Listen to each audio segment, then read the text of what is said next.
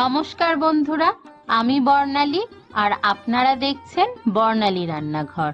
আজকের পর্বে নিয়ে এসেছি বিয়ে বাড়ি বা অনুষ্ঠান বাড়ির পোস্ত দিয়ে আলু ভাজার রেসিপি।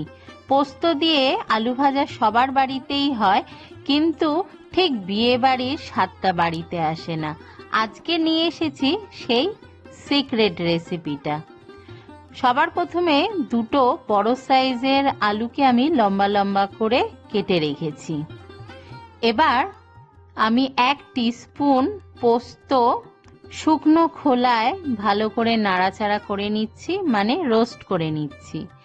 এবার এই রোস্ট করা পোস্তটাকে আমি হামানদিস্তায় ভালো করে গুঁড়ো করে নিচ্ছি। মিক্সিতে গুঁড়ো করার দরকার নেই, হামানদিস্তাতে বা শিলনোড়াতে গুঁড়ো করবেন, টেস্টটা ভালো আসবে। এবার এই পোস্তটাকে গুঁড়ো করে রেখে দিচ্ছি। আর এই রান্নায় গোটা পোস্তরও ব্যবহার করব আর রোস্ট করা পোস্ত গুঁড়োরও ব্যবহার করব, তাই 2 টিস্পুন পোস্ত লাগবে এই রান্নায়। এবার রান্নাটা করছি সর্ষের তেলে। অনুষ্ঠান বাড়ির স্বাদ আনতে গেলে সর্ষের তেলটাই ব্যবহার করতে হবে। আর ছাঁকা তেলে এই রান্নাটা হবে না, মোটামুটি অল্প তেলেই হবে। মচমচে হবে না, আবার একেবারে নরমও থাকবে না আলুটা। কড়াই সর্ষের তেল গরম করে শুকনো লঙ্কা আর কালো জিরে ফোড়ন দেওয়ার পরে কেটে রাখা আলুগুলোকে দিয়ে সবার প্রথমে মিডিয়াম ফ্লেমে নাড়াচাড়া করতে হবে 2-3 মিনিটের মতো, মানে যতক্ষণ না আলুটা অর্ধেক সেদ্ধ হচ্ছে। তারপরে এর মধ্যে স্বাদ অনুযায়ী নুন আর সামান্য একটুখানি হলুদ দিতে হবে।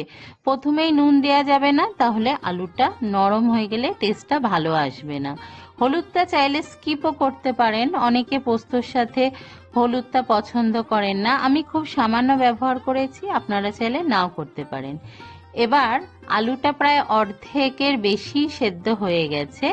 এবার এর মধ্যে সেই আগের থেকে রোস্ট করে গুঁড়ো করে রাখা পোস্ত গুঁড়োটা দিলাম, আর সেই সাথে 1 টিস্পুন আমি গোটা পোস্ত দিয়ে দিলাম। পোস্ত গুঁড়ো না দিলে আলুর মধ্যে পোস্ত টেস্টটা পাওয়া যাবে না, আর পোস্ত গোটা দিলে একটা ক্রাঞ্চি ভাব আসবে, যে টেস্টটা খুব ভালো হবে। এবার হাই ফ্লেমে কিছুক্ষণ নাড়াচাড়া করে নিলাম, যতক্ষণ না আলুটা ভালো করে সেদ্ধ হয়ে গেছে। আর দেখুন পোস্তটাও সঙ্গে রোস্টেড হয়ে গেছে।